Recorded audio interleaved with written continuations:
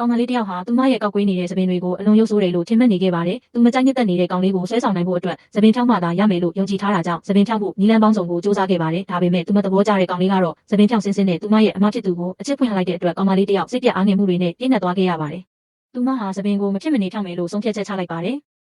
နီလန်မျိုးစုံသုံးပြီးစူးစမ်းပေမဲ့လည်းသူမရဲ့တဘာဝကောက်ကွေးနေတဲ့သပင်တွေကတော့ရှုပ်ပွားပြီးခွာနေမြဲပါပဲတနေ့မှာတော့သူမဟာသပင်ကောက်ကွေးပေမဲ့အခုတော့အလွန်ဖြောင့်ဆင်းနေတဲ့အတန်းပေါ်တငယ်ချင်းတယောက်ကိုတွေ့လိုက်ရပါတယ်သူမလည်းချက်ချင်းပဲအနားကိုသွားပြီးမေးမြန်းလိုက်ပါတယ်အဲ့ဒီတငယ်ချင်းကမြို့ကလာတဲ့သပင်ဖြောင့်ဆေးကောင်းတစ်မျိုးအကြောင်းပြောပြပါတယ်ဆေးတစ်ခုကို$10ကျတင်မှာဖြစ်ပါတယ်ကောင်မလေးတယောက်သူမအခန်းထဲကနေရာစုံကိုလိုက်ရှာပြီးစုထားတဲ့ငွေတွေကိုထုတ်လိုက်ပေမဲ့လည်းလိုအပ်တဲ့ငွေပမာဏနဲ့အလန်းဝေးနေခဲ့ပါတယ်ဘာလို့ရမှန်းမသိဖြစ်နေတော့မှာပဲသပင်ညက်ဆိုင်ပိုင်ရှင်ဟာသူမရဲ့တန်းပေါ်ကောင်လေးရဲ့အမေဖြစ်နေမှန်းမတော်တဆသိလိုက်ရပါတယ်အဲ့ဒီအချိန်မှာပဲသူမကောင်းတဲ့အကြံတစ်ခုပေါ်လာပါတော့တယ်ကျောင်းစင်းချိန်မှာတမင်တကာမတော်တဆတွေ့ဆုံတယ်လို့မျိုးဖန်တီးပြီးနောက်မှာတော့သူမဟာဖောက်တဲ့တယောက်အနေနဲ့ဆိုင်ကိုသွားရောက်လည်ပတ်ခဲ့ပါတယ်ဆိုင်ရှင်မျိုးသမီးကတော့သူမရဲ့ရည်ရွယ်ချက်ကိုတခါတည်းနဲ့ရိပ်မိသွားပါတယ်ဆိုင်ရှင်ကပုံသွဲမှုတစ်ခုလုပ်လိုက်ပါတယ်အဲ့ဒါကတော့ကောင်လေးရဲ့အယိုးကျိုးထားတဲ့ပလာဆရာတွေကိုဖယ်ရှားပြီးတဲ့အထိကောင်လေးကိုကောင်းကောင်းဆောက်ရှောက်ပေးမယ်ဆိုရင်သပင်ကိုအခမဲ့ဖြောင်းပေးမယ်ဆိုတဲ့ကတိပဲဖြစ်ပါတယ်ကောင်မလေးကလည်းတွန့်ဆုတ်မနေပဲချက်ချင်းပဲသဘောတူလိုက်ပါတယ်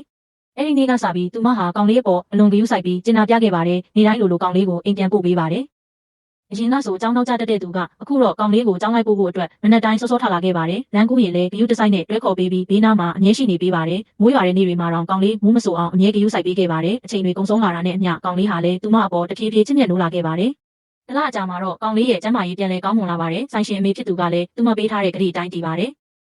အဲ့ဒီနေ့ကဆိုင်မှာအလုပ်ရမ်းများနေတာကြောင့်ကောင်လေးကပဲကောင်မလေးရဲ့ခေါင်းကိုလျှော်ပေးလိုက်ရပါတယ်ကောင်လေးကသူမကိုလှပနေတာကိုတွေးလိုက်ရတဲ့အခါရှက်ယွံပြီးသူမမျက်လုံးကိုတောင်တက်တက်မကြည့်ရတော့ပါဘူးစိတ်လှုပ်ရှားပြီးကိုတီတီဖြစ်နေခဲ့ပါတယ်